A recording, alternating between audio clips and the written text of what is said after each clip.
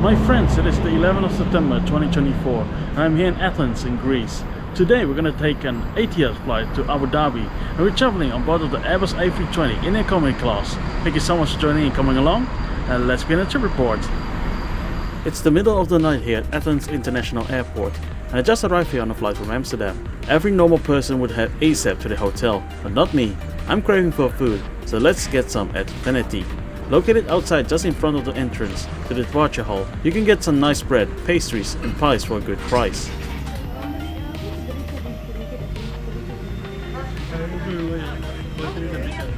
I went for a pita with meat and a potato twist, costing me just €8.45 in total.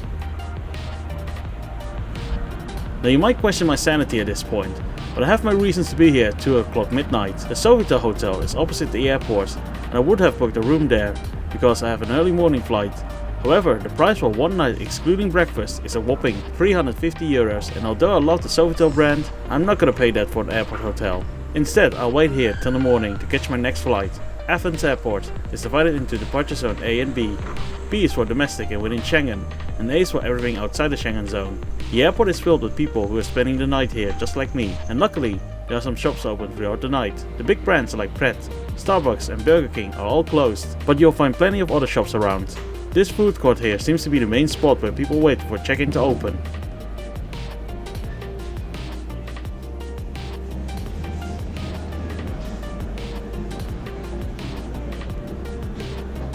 What I absolutely love about this airport is that the cheapest bottle of water cost me just 60 cents for a half liter. Now over to the whole reason I'm here. I'm taking an Etihad flight in the morning at 7:22 from here to Abu Dhabi. That does sound quite normal. However, my flight cost me just €68.70, and that's why I'm not spending the night at a hotel, and instead rather spend my money on food and drinks. This is the deserted check-in zone B, and at 4:25 sharp, the check-in for Etihad flight opens up. Check-in was smooth and my El Cheapo ticket doesn't include checked luggage. Just hand carry with a max of 7 kilograms. Although I have booked 2 separate tickets with Etihad, the agent was able to issue a single boarding pass for me for both flights. Since we are all set to go, let's head through security and passport control. Duty-free shops are open airside and the restaurants are slowly opening up too. The departure line is kinda deserted, but I like to wander around for a bit, having the whole place to myself. Eventually, you will end up at a central square where you'll find most restaurants.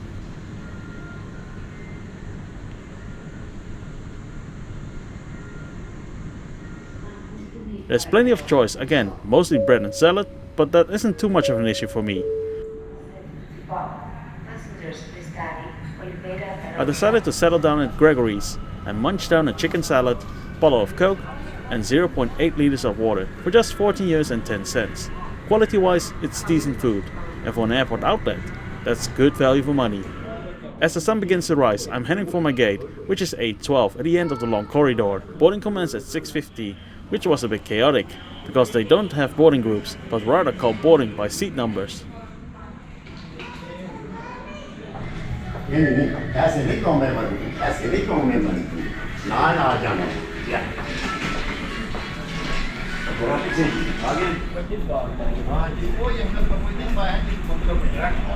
Welcome aboard the Airbus A320 from Etihad. The cabin looks very nice and has a luxurious feel to it, thanks to its dark colors. Business class is in a 2+2 layout, while economy class is in a standard 3+3 layout. I have seat 19F randomly selected during check-in, and waiting at your seat is a pillow with a decent cover and a blanket. The headrest can be adjusted up and also on the side. At your seat you'll find a tablet holder, USB-A charging port and a coat hook on the side. The tray table is a bit on the short side, but it can slide towards you. There's a standard seat back pocket and the legroom is pretty standard. Not a tight fit, but also not too generous. Individual air vents are present on this aircraft, but there is no universal power outlet. And this is how far the seat can recline. The recline button is installed at the tip of your seat, and you kind of feel it's there. Also, while the back is okay, the bottom feels a bit hard and lacks padding. We are all set for departure. Flight time to Abu Dhabi will be 4 hours and 20 minutes. Navigational equipment, switch off all electronics or set them to flight mode. You can turn them back on once again. Button leave out sign has been switched off. Also, please note the use of power bank or warning.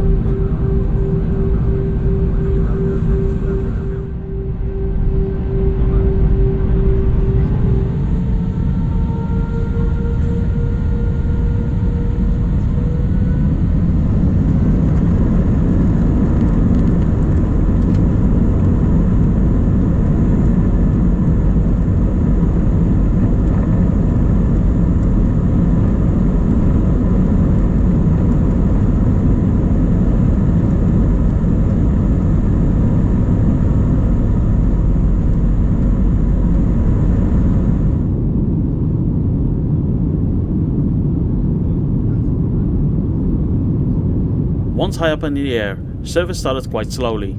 There were a lot of people sleeping though, so maybe the crew decided to delay breakfast service by a little. So instead, let's have a look at the in-flight magazine of Etihad. Their magazine is called add-ons and features a lot of articles about destinations all over the world. I also like it when airlines still provide a paper magazine despite the digital era we live in nowadays. I won't be reading every article, but it's just nice to glance over all the pages to see if there's something interesting to read. There's also a small booklet with what's on offer on the entertainment system. This aircraft doesn't have IFE screens, but rather you can connect yourself to the e-box and stream films and series to your own device. And the content on offer is decent.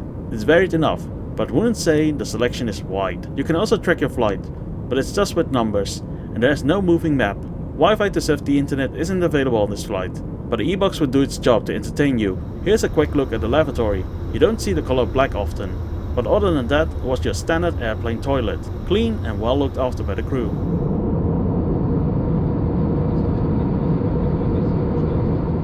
An hour and a half into the flight and breakfast was served. We could choose between chicken sausage with omelette and potatoes, or this here. It doesn't look appetizing, but I promise this meal was very delicious. So what is this? It's lamb with scrambled eggs, chickpeas in tomato sauce with aubergine and hummus. You also get a cup of fresh fruit, yogurt with granola and fruit, a bottle of water, a pack of croissant with strawberry jam, and a choice of your drink, which I went for a Coke. A very high quality meal, and everything tasted fresh, and the hot food was well seasoned. They even provide you with metal cutlery, which adds to the good food experience.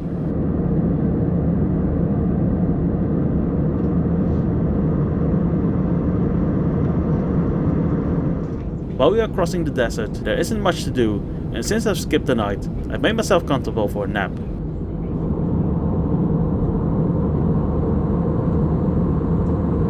Two hours later, and I woke up with a view of the ocean, and my butt that hurts. Maybe it's the recline handle, but it's definitely the lack of padding of the seat. The back support is fine, but it is the bottom that just feels hard. With just 30 minutes to go, we start our descent into Abu Dhabi Zayed International Airport.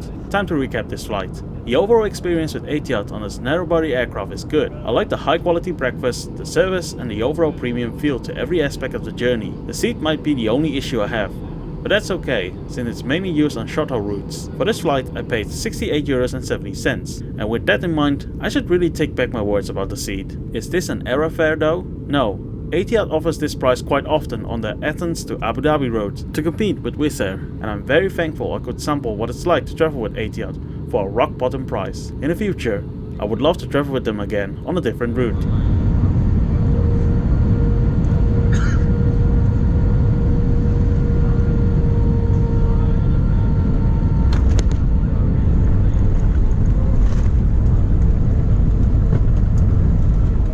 If transferring at Abu Dhabi Airport, the process is pretty straightforward. Follow the transfer sign, clear security, and you are allowed back into the departure lounge. Now you can explore this amazing airport at your leisure. And that was Etihad Airways from Athens to Abu Dhabi. Thank you so much for joining and coming along. Take care guys, and we'll see each other in the next video.